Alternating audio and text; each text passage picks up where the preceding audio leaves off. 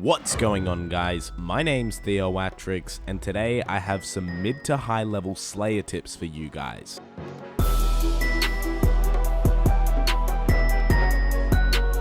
Since the release of Old School RuneScape, there's been a lot of new rewards like Superior Slayer and new Slayer monsters like Lizardmen and the new Gargoyle bosses. In terms of rewards, unlocking the Slayer helmet should be your priority. The helmet does give quite a boost in experience per hour, especially for Aberrant Scepters and other tasks where you originally will need face and nose protection.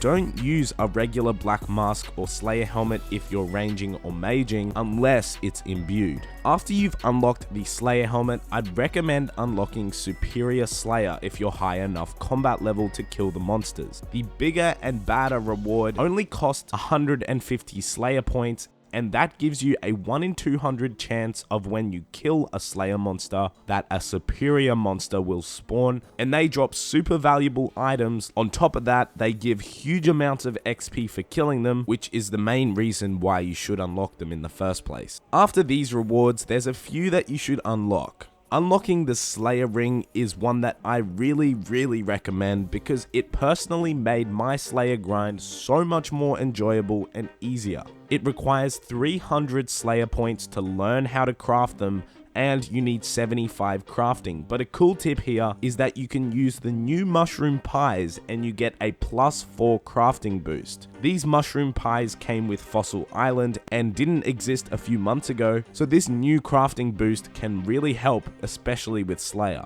After the Slayer rings, the auto kill abilities become really handy. The Gargoyle Smasher ability should be the number one that you unlock, and it works on the Gargoyle bosses as well. You can additionally go for the Herb Sack if you want, but these are most useful on Iron Men. Now, once you've knocked out all of the quality of life Slayer rewards, you should then work towards unlocking extra tasks and blocking tasks. In terms of unlocking a task, the two that I really recommend unlocking is the Lizardmen tasks, because one, these are great for getting your favor up in the Shazian area, and this is a cannonable task. You can get huge XP rates per hour, and you can also kill the Lizardman Shamans for a chance at the Dragon Warhammer. If you've gotten a fire cape, it's really worth unlocking the Tsar task because you can get given a Jad task and you can easily skip it if you don't want to do it. To skip it, you just have to go in and out of the Jad cave and it'll allow you to get a brand new task.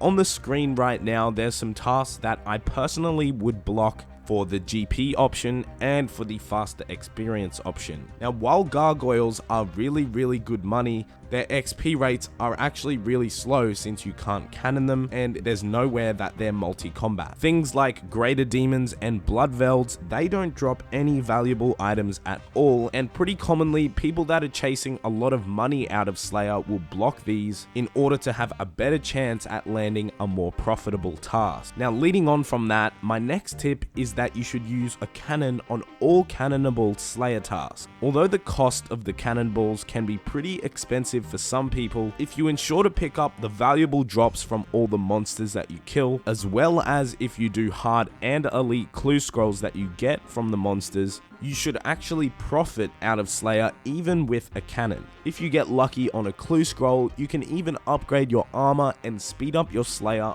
way more.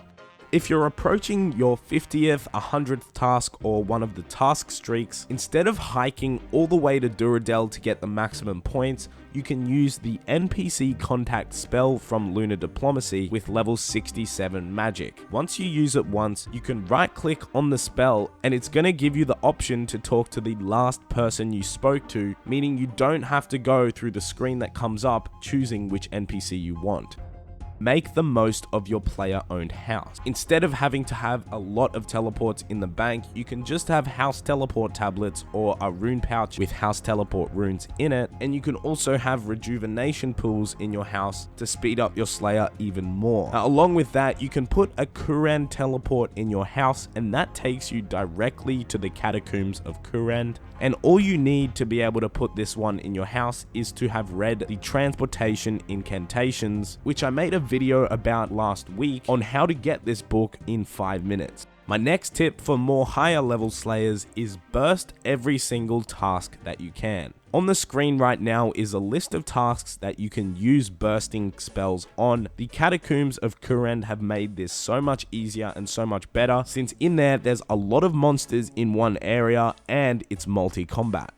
My next tip is to use potions and piety if you can afford it. While prayer potions and super combat potions these days are really expensive, having the combination of both of them can actually speed up your XP per hour by 20 to 30%. If you're capable of doing it, you should always be prayer flicking while training Slayer, and if you prayer flick with piety, there's a pretty good chance that you're going to speed up your XP per hour and you won't need to use prayer potions, saving a lot of money. Now my last tip of this video is for any Iron Men out there. Your first priority as an Iron Man before properly training Slayer should be to do Cabin Fever.